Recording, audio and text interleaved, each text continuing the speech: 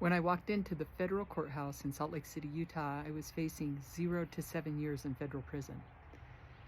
And I remember that before I walked into the courtroom, I thought maybe I would get a year, maybe I'd get probation. Now I know that I was in complete denial. And I think that I was in denial because it was too emotionally painful for me to accept that I would be separated from my children. I had young children. There's no way that I could fathom 7 years. It was hard for me to even imagine a year.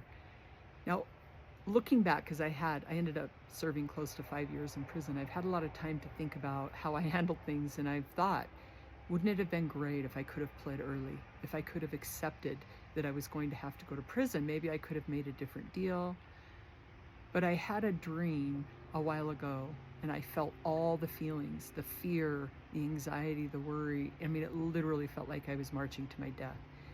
And I honestly, even knowing what I know, think it would be so hard facing that kind of pain to have made a different decision. I try really hard to live my life now, not based on emotion. But there are things in life that are so intensely emotional, like being separated from your children as a woman, or probably even as a man, that it's hard to make a different decision. You know, it's interesting because after I was sentenced, my life looked completely different.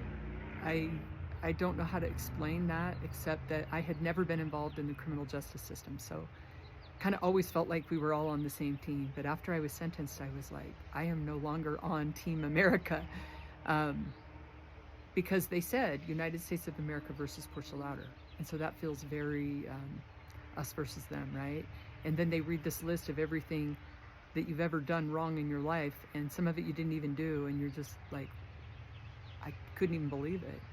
But then I got to prison, and there were so many people that had grown up in that. What a different experience that would be if you already feel like you're an enemy of the state. You're born into a home that your parents are incarcerated. And that gave me perspective, where I realized how fortunate I really was.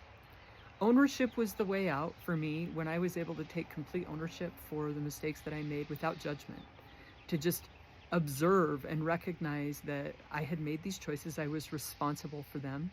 I was responsible for what I did from that point forward. And I could have some compassion for myself and recognize that I did the best that I could at the time.